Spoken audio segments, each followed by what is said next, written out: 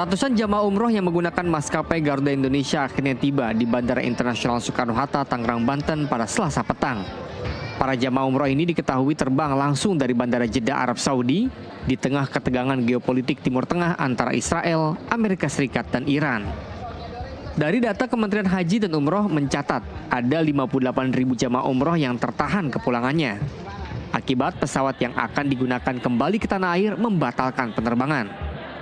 Diketahui sejumlah maskapai yang melakukan pembatalan penerbangan seperti Etihad Air, Emirates Airlines, dan Qatar Airways. Sementara untuk maskapai Garuda Indonesia, Saudi Airlines, dan Lion Air sudah mulai beroperasi kembali. Ada sebagian penerbangan di-cancel, kalau Garuda tidak ada. Yang Bapak lihat, tapi banyak orang Indonesia yang belum kembali ke tanah air ya di sana? Banyak. Itu karena kenapa sih? Karena pulangnya tertunda.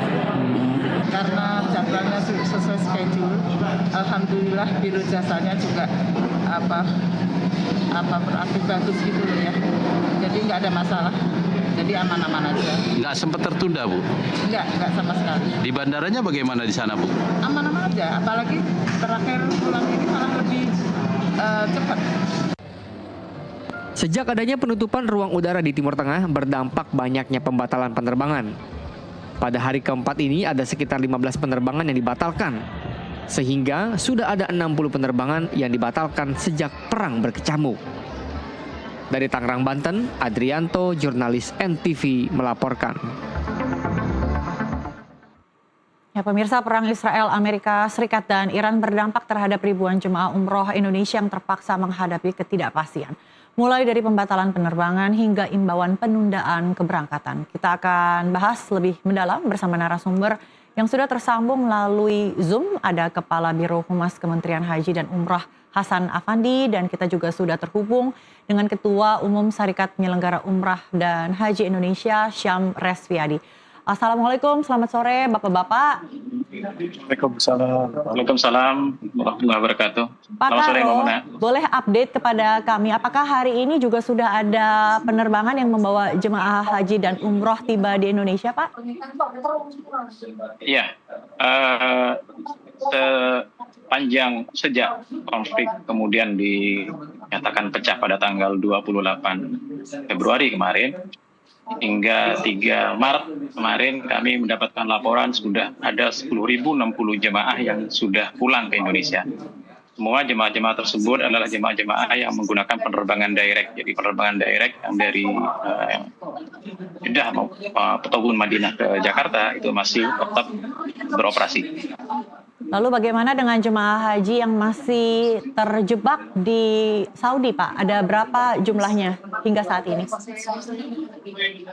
Ketika di tanggal 28 itu perkiraan kami di angka 58.800, setelah disinggah sekarang hingga kemarin per 3 Maret pulang 10.060, namun pada saat yang sama masih ada juga penerbangan umroh yang berangkat ke Arab Saudi. Jadi angka pastinya ini masih sedang kami rekonsiliasi bersama dengan Asosiasi PPU.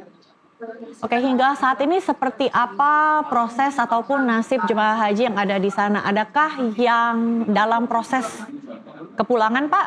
Atau benar-benar masih harus menunggu kepastian dari otoritas setempat, Pak? Nah, yang proses kepulangan itu adalah penerbangan-penerbangan yang sifatnya direct. Jadi ada beberapa maskapai penerbangan yang direct dari Saudi ke Indonesia itu masih beroperasi. Yang penerbangan-penerbangan transit yang terganggu, yang tidak bisa beroperasi, terutama yang transitnya melalui negara-negara Timur Tengah. Oke, lebih banyakkah jumlahnya yang transit dibandingkan dengan yang direct, Pak?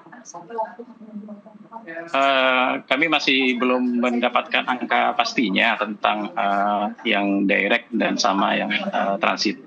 Jadi yang terganggu proses pemulangannya adalah bagi jemaah-jemaah yang menggunakan penerbangan transit. Baik, saya akan ke Pak Syam. Pak, seperti apa keluhan ataupun respons para jemaah haji yang ada di sana, Pak, yang Anda ketahui? Ya, alhamdulillah, walaupun gelisah, mereka tetap ingin pulang ya. Namun memang kepulangan ini jadi trauma yang dirasakan oleh semua stakeholder, termasuk kami sebagai PPU, penyelenggara umrohnya. Di mana kami juga harus siap mengeluarkan biaya untuk memberikan tiket kepulangan, karena mereka tidak mungkin sampai batas waktu kapan yang tidak kita ketahui menggunakan pesawat yang transit gitu ya. Sementara kami sudah dapat informasi dari beberapa penerbangan yang direct seperti Garuda, Lion, dan Saudi Airlines, kapasitas seat yang memang mereka kosong untuk ke Jakarta, ke Indonesia.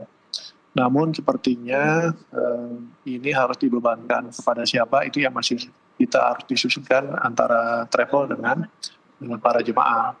Tapi saya yakin bahwa insya Allah semua ada jalan keluar yang terbaiknya. Sampai saat ini memang kami belum bisa melakukan apa-apa, masih mencari informasi-informasi yang sifatnya update tentang kondisi supaya tidak salah perhitungan gitu ya. Nanti udah dibayarin duluan ternyata bisa terbang, ini juga jadi menambah risiko baru para travel. Oke, nanti saya akan tanyakan ke Pak Syam terkait dengan nasib calon jemaah yang akan berangkat dan juga nasib travel umroh PPU ini ya. Tapi saya akan pastikan dulu nih nasib teman-teman kita WNI yang masih terjebak di sana, Pak. Bagaimana dengan biaya hidup, living cost, siapa yang menanggungnya, Pak? Ya, selama ini masih harus ditanggung oleh jemaah dan travel gitu ya, karena pihak syarikah partner kita maupun hotel relatif sudah tidak memungkinkan. Bahkan sudah ada eksodus dari hotel harus pindah ke sebuah apartemen yang memang tidak semestinya mereka terima karena ini adalah darurat, dengan menempati ruangan satu kamar bisa 10 sampai 20 jemaah dalam satu ruang besar. Tapi apakah ada keluhan ataupun komplain dari jemaah di sana yang mungkin merasa dirinya terlantar, Pak, dalam hal akomodasi ataupun konsumsi, logistik dan lainnya, Pak? Ya, mereka tetap menerima karena ini kondisi memang force majeure, bukan kesalahan travel dalam hal program dan itinerary-nya, tapi betul-betul adalah karena kejadian perang yang memang tidak diketahui oleh kita semua. Oke. Baik, Pak Karo, Pak Hasan, Pak, seperti apa koordinasi komunikasi antara pemerintah Indonesia dengan otoritas Saudi, Pak, tentang mungkin jaminan perlindungan warga negara Indonesia yang sampai saat ini masih terluntang-luntang, Pak, di sana? Ya. Kementerian Luar Negeri kami sudah melakukan pertemuan bersama koordinasi dengan Kementerian Luar Negeri, Kementerian Perhubungan, Kementerian Imigrasi, maskapai penerbangan dan termasuk Asosiasi PPU. Pada Kementerian Luar Negeri Kementerian Luar Negeri yang kemudian akan melakukan upaya-upaya perlindungan kepada WNI. Kita melihatnya sebagai warga negara Indonesia, tak terkecuali kepada jemaah umroh. Jadi semua yang terkait dengan WNI itu di bawah koordinasi dan kewenangan dan perlindungan dari Kementerian Luar Negeri. Dan kami meyakini karena Kementerian Luar Negeri, KJRI juga itu sudah menyampaikan kondisi di Arab Saudi itu masih aman, terutama di tempat-tempat yang menjadi epicentrum jemaah umroh seperti di Makkah, Madinah maupun di Jeddah. Jadi Pak Karo, tidak ada data-data kalau ada warga negara Indonesia yang mungkin kurang sehat ataupun yang harus mendapatkan perhatian atau prioritas, begitu ya Pak ya? Sampai sejauh ini masih aman ya Pak? Betul. Kalau khusus untuk jemaah umroh, kemarin kami juga bertemu dengan Asosiasi PPU, Asosiasi Travel Umroh. Mereka semua berkomitmen untuk menjalankan kewajibannya untuk memberikan pelayanan mulai dari sejak keberangkatan selama di Arab Saudi dan hingga kepulangan jemaah ke Indonesia. Dan kami berterima kasih kepada Pak Sam dan rekan-rekan sesama travel umroh yang kemudian memiliki komitmen untuk terus memberikan pelayanan bagi jemaah umroh. Oke, lalu bagaimana dengan mungkin masa izin tinggal para jemaah umroh mungkin yang sudah habis ataupun sudah lewat, koordinasi dengan pemerintah Saudinya seperti apa, Pak? Ya, salah satu layanan yang disiapkan oleh teman-teman di tim kami di KJRI adalah memberikan pelayanan administrasi. Jadi, dan ini sudah dilakukan pada beberapa jemaah yang sudah habis masa berlaku visanya, terutama yang WNI yang menggunakan visa transit, karena ada beberapa jemaah, ada beberapa WNI yang kemudian ketika menjalankan umrohnya hanya melalui menggunakan visa transit. Jadi KJRI bersiap di bandara, baik di Jeddah maupun di Madinah, untuk memberikan layanan administrasi, terutama bagi jemaah-jemaah yang kemudian memerlukan perpanjangan visa. Oke, lalu Pak Karo, apakah ada mungkin senario khusus bagi jemaah haji yang mungkin punya kondisi khusus gitu? Kira-kira kondisi seperti apa yang membuat jemaah haji ini menjadi treatmentnya lebih urgent ataupun prioritas untuk segera dipulangkan, Pak? Hingga saat ini masih belum ada laporan apapun terkait dengan hal ini. Dan kalaupun misalnya ada, saya yakin bahwa PPIU itu akan komunikasikan kepada kami, karena kami kemarin menyepakati untuk membentuk suatu kelompok koordinasi gitu, suatu koordinasi, kelompok koordinasi, grup koordinasi dengan para stakeholder yang melayani dan mengurusi umroh. Baik Pak Karo, tadi kan Anda sebutkan dari awal ya 28 Februari itu ketika konflik pecah ya, kurang lebih totalnya 58.800-an jemaah ya yang ada di sana menunggu untuk dipulangkan. Kemudian ada juga yang terbang ya dari Jakarta ke Saudi dan itu masih dalam tahap rekonsiliasi, angkanya ada di berapa. Apakah dari Kementerian Haji dan Umroh ini punya target Pak, mungkin seharinya akan memulangkan berapa jemaah? Proses kepulangan ini yang sekarang ini adalah proses kepulangan yang normal. Normal itu artinya sesuai dengan jumlah dan rencana penerbangan. Jadi apa yang terjadi sekarang seperti misalnya keberangkatan, kepulangan itu sesuai dengan jadwal yang sudah direncanakan. Jadi hingga hari ini informasi yang saya ketahui adalah tidak ada penambahan penerbangan khusus untuk melayani tambahan untuk kepulangan jemaah umroh. Jadi memang sudah penerbangan terjadwal sesuai dengan rencana. Kalau dihitung Pak dengan penerbangan yang terjadwal ini, kira-kira butuh berapa hari untuk memulangkan keseluruhan 58.000 jemaah? 58.000 jemaah itu memiliki paket yang berbeda-beda. Ada yang full Ramadan gitu ya. Memang pulangnya bukan sekarang gitu. Jadi kalau kita maksa mereka pulang sekarang itu juga karena jadwalnya bukan pulang sekarang. Jadi ada juga yang kemudian umrohnya itu umroh Syawal gitu. Jadi memang sesuai dengan paketnya, sesuai dengan lama harinya. Dan ini masing-masing memang sudah memiliki jadwalnya, memang memiliki jadwal untuk kepulangannya sendiri-sendiri. Yang perlu kita cermati dan kita pikirkan itu adalah bagi jemaah-jemaah yang menggunakan penerbangan transit. Penerbangan transit itu tentunya hanya bisa beroperasi ketika kemudian ruang udara yang dilewati oleh penerbangan tersebut sudah mulai dibuka. Kita semua berharap agar dapat dibuka secepatnya sehingga kemudian jemaah-jemaah yang seharusnya pulang dari sejak 28 hingga tanggal 3 yang menggunakan penerbangan transit tersebut dapat dipulangkan secepatnya. Ada informasi kah Pak Karo kira-kira kapan negara-negara transit ini akan segera dibuka ruang udaranya, Dubai, Doha, Abu Dhabi dan sekitarnya? Belum ada. Kalau ada informasi tentang itu, tentunya Kementerian Luar Negeri akan secepatnya mendeklar bahwa kondisi keamanan sudah mulai kondusif. Kami sampai sekarang masih belum mendapatkan informasi tersebut. Oke, Pak Syam, belum ada informasi kapan negara-negara transit ini akan membuka ruang udaranya. Ini sudah 5 hari ya jemaah yang terkatung-katung nasibnya di sana, artinya tidak tahu harus berapa lama lagi biaya-biaya yang harus keluar. Pak Syam, per hari kira-kira PPU atau travel umroh ini harus nombok berapa banyak sih Pak? Iya, pada dasarnya ini bukan tanggung jawab PPU atau travel, tapi tanggung jawab bersama karena ini adalah force majeure. Ya. Nah, sementara memang yang masih mengkhawatirkan itu adalah mereka yang ada di dalam airport tetapi visanya sudah habis. Namun kemarin hasil diskusi kita seluruh stakeholder yang ada di Indonesia, seperti tadi Pak Karo sampaikan bahwa tim Departemen Luar Negeri di KBRI kita sudah berkoordinasi dengan pihak dari luar negeri Arab Saudi untuk memperpanjang visa mereka di dalam. Bahkan bisa dikeluarkan untuk bisa diinapkan di luar. Namun ini saya belum tahu proses lebih jauh.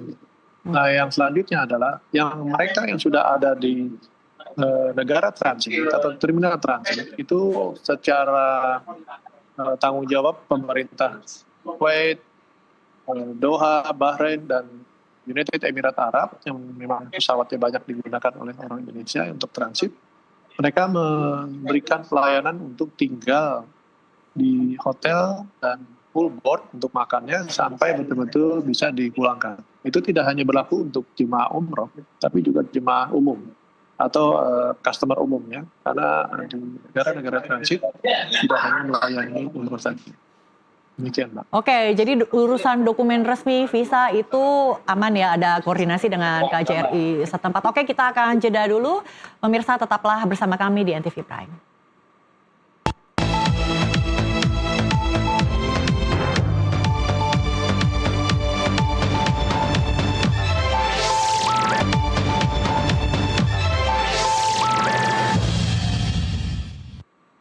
Pemirsa, Anda kembali menyaksikan NTV Prime, masih dalam segmen dialog. Kita bahas terkait dengan nasib teman-teman kita, jemaah haji umroh yang masih terjebak di sana pasca konflik Israel-Iran yang juga masih berlangsung. Pak Syam? Iya, Pak. Oke. Pak, kalau misalnya kita bicara tadi calon jemaah ya yang akan berangkat gitu Pak. Kalau tadi Pak Syam mengatakan ini adalah force majeure ya, jadi tidak bisa sepenuhnya menjadi tanggung jawab PPU ataupun travel umroh. Lalu seperti apa mekanisme hitung-hitungannya dengan calon jemaah Pak? Ya, paling tidak semua paket yang sudah dibelanjakan atau dibeli sudah kita berikan semua. Namun memang akibat dari adanya delay kepulangan, tentunya ini menjadi tambahan biaya buat jemaah, terutama untuk masalah hotel, makan, dan transportasi pulang pergi ke airportnya dari hotel. Gitu ya. Namun ini relatif sudah bisa ditangani oleh beberapa anggota kami, di mana memang mereka sudah tidak lagi berusaha seperti tadi Pak Karo sampaikan, bisa menggunakan dengan pesawat direct, membayar tiket lagi. Kalau tiket dari pesawat-pesawat yang transit ini sementara ini masih belum semuanya bisa dilakukan. Namun saya mendengar kemarin ada satu airline yang memang mereka pulang dari Jeddah ke negaranya, membawa pesawat dan membawa jemaah ke Indonesia, namun tetap saja bahwa mereka belum bisa terbang lagi dari negaranya ke tujuan seperti ke Indonesia. Ini artinya masih mencoba mencari rute agar tidak terjadi kesalahan yang fatal akibat tersambar rudal-rudal yang berlalu lalang di negara mereka. Oke, sampai saat ini artinya belum ada penerbangan dari Jakarta ke Saudi ya Pak ya? Ini masih ditutup ya Pak? Masih ditutup untuk yang transit. Untuk yang 3 direct, misalnya alhamdulillah masih bisa berjalan. Lalu cost ataupun biaya untuk reschedule penerbangan ke depannya jika memungkinkan Pak, dan juga hotel yang harus di reschedule itu menjadi tanggung jawab siapa Pak? Ya, sementara kemarin kita rapat itu menjadi tanggung jawab masing-masing. Para travel bertanggung jawab terhadap proses kerja dan operasionalnya. Sementara tiket itu akan diboleh di refund, di reschedule. Bahkan ada pesawat yang memang menawarkan silakan mencari pesawat direct jadwal yang ada. Nanti prosesnya refundnya akan dihitung berapa selisihnya dan seterusnya. Hingga alhamdulillah sudah ada bersatu jalan, namun memang tidak semua jemaah bisa melakukan hal ini gitu ya. Karena tetap prosesnya harus membeli tiket baru, bukan sekedar tukar tiket saja. Jadi imbauan kita masih mencari cara yang terbaik buat kami semua. Oke, cara terbaik yang Anda tawarkan ataupun berikan saran kepada calon jemaah adalah untuk meng-cancel tiket yang ada saat ini ya, karena tidak ada kepastian kapan bisa berangkat, dan kemudian jika sudah dibuka kembali, kemudian memesan tiket yang baru, begitu ya Pak ya? Betul. Salah satunya itu. Oke, lalu respon calon jemaah seperti apa Pak? Apakah mereka khawatir kalau refundnya tidak akan full, kemudian nanti tiketnya akan lebih mahal atau bagaimana Pak? Ya, pada dasarnya mereka tidak bisa juga berbuat banyak karena ini terjadi memang di luar dugaan kita semua. Mereka sedikit menerima keadaan, bahkan banyak yang berdoa agar bisa semua bisa berjalan lagi seperti normalnya. Namun perlu diketahui bahwa biaya-biaya yang keluar ini sesungguhnya harusnya tidak terlalu besar karena bisa ditangani dengan secara bijaksana. Namun ini kembali kepada masing-masing travelnya, Mbak. Apakah memang mereka melantarkan saja begitu jumlahnya? Nah, itu yang jadi masalah. Tapi kalau memang mereka masih berkoordinasi, para tour leadernya tetap berkoordinasi kepada kantor pusatnya di Jakarta atau di Indonesia, lalu bagaimana dengan reaksi para jemaahnya, dan masih bisa ada toleransi sesama kita, insya Allah masih ada jalan keluar yang lebih terbaik. Refund yang Anda sebutkan tadi akan full refund ya Pak ya, termasuk komponen-komponen pajak dan lain-lainnya atau seperti apa Pak? Begini Mbak, untuk haji, umroh, dan perjalanan ibadah lain itu kami tidak kena pajak, terutama PPN. Biaya-biaya lain Menteri Pak? Keuangan. Ataupun biaya-biaya mungkin? Ya, artinya tidak ada komponen pajak. Oke. Tapi memang biaya yang kita keluarkan di Arab Saudi semua sudah include tax, Mbak. Jadi memang bukan pajak di Indonesia, tapi di pajaknya itu ada di Arab Saudi. Tapi itu sudah jadi lazim buat kami karena harga-harga yang memang ditawarkan sudah rata-rata mereka sudah include dengan tax. Karena mereka tidak mau lagi terpisah karena itu jadi permintaan pemerintah Arab Saudi. Tax harus ditarik oleh wajib pajak. Oke, Pak Karo, Pak Hasan, seperti apa sikap pemerintah dalam merangkul para PPU travel umroh ini yang sedang sakit kepala Pak untuk melayani para jemaahnya? Kami sejak 28 Februari yang lalu itu terus melakukan komunikasi dengan para asosiasi, para travel. Pertama, lebih kepada concern kami adalah memastikan bahwa jemaah tetap terlayani, dan kemarin dalam pertemuan yang lebih besar lagi itu kemudian para travel juga menyampaikan hal-hal yang kemudian perlu untuk disepakati bersama. Jadi ini tidak hanya travel yang kemudian tadi dibilang sakit kepala, tapi juga perusahaan penerbangan, jemaah itu juga mengalami gangguan di sisi operasionalnya gitu.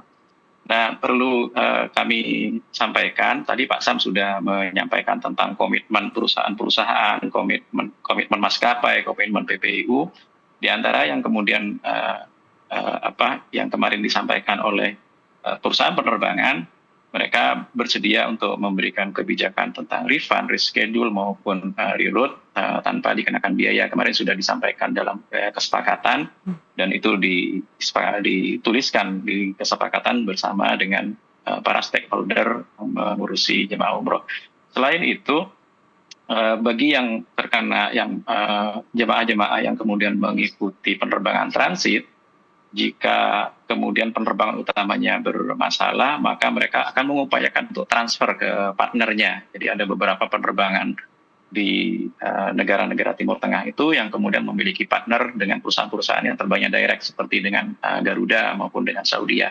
Mereka ikut membantu untuk kemudian melakukan transfer jemaahnya. Oke, Pak Hasan, apakah pemerintah sudah menyiapkan skenario terburuk ataupun evakuasi darurat jika eskalasi konflik Iran, Israel, Amerika Serikat ini semakin memanas, Pak? Iya, kami meyakini bahwa pemerintah melalui Kementerian Luar Negeri juga pasti menyiapkan tentang kemungkinan yang sampai kemungkinan yang disampaikan oleh Mbak Mona tadi. Dan ini tidak hanya terhadap jemaah umroh, tapi menjadi haknya seluruh warga negara Indonesia yang berada di daerah-daerah dari negara-negara yang terkena konflik. Pak Karo, terakhir Pak, seperti apa tahapan persiapan haji selanjutnya Pak? Apakah ada dampaknya atas konflik yang terjadi ini? Ya, persiapan haji di kami untuk haji reguler sudah mencapai di 95%. Kami sudah menyelesaikan kontrak untuk akomodasi, transportasi, konsumsi maupun penerbangan serta termasuk rekrutmen petugas. Dan sekarang prosesnya tinggal proses penerbitan visa. Dan kami kemudian berusaha terus menyiapkan agar kapanpun proses haji dijalankan itu proses-proses yang menjadi mandatori itu terus siap untuk dilakukan. Tapi kita tidak tahu kapan konflik ini akan sampai kapan berlangsung, dan sementara ibadah haji kalau tidak salah dihitung tinggal beberapa bulan lagi ya. Apakah ada antisipasi Pak? Betul, haji itu direncana penerbangan pertamanya di tanggal 22 April. Jadi tidak sampai 1,5 bulan lagi lah dari sekarang. Kami mohon dukungan semua, mohon doa dari seluruh pemirsa NTV untuk bersama-sama berdoa agar konflik ini bisa reda secepatnya dan haji 2026 dapat berjalan normal sesuai dengan keinginan jemaah dan kita semua. Baik, terima kasih Pak Karo. Terakhir ke Pak Syam. Pak Syam, apakah dari PPIU sudah mempersiapkan mungkin langkah-langkah progresif ke depannya akan seperti apa jika konflik ini semakin intensif, Pak? Ya, kita punya pengalaman kasus di COVID tahun 2020, 2021 hingga 2022. Memang semua merasakan karena akibat dari konflik atau pandemi tersebut. Ini juga sama, akibat konflik ini pun kita juga merasakan yang sama. Sehingga tidak ada saya harus menang, untung dan seterusnya. Semua akan melakukan win-win solution. Salah satu contohnya adalah di mana saat tahun COVID itu hotel bisa di reschedule. Uang di airline makan tidak hanya di refund atau di reschedule, ada juga yang dikembalikan 100%. Ada juga yang boleh digunakan untuk ke umroh pada saat haji dan seterusnya. Dari haji boleh, penting itu deposit kepada airline. Begitu juga dengan hotel, baik hotel itu untuk umroh ataupun untuk haji boleh digunakan oleh kita untuk masa kapanpun.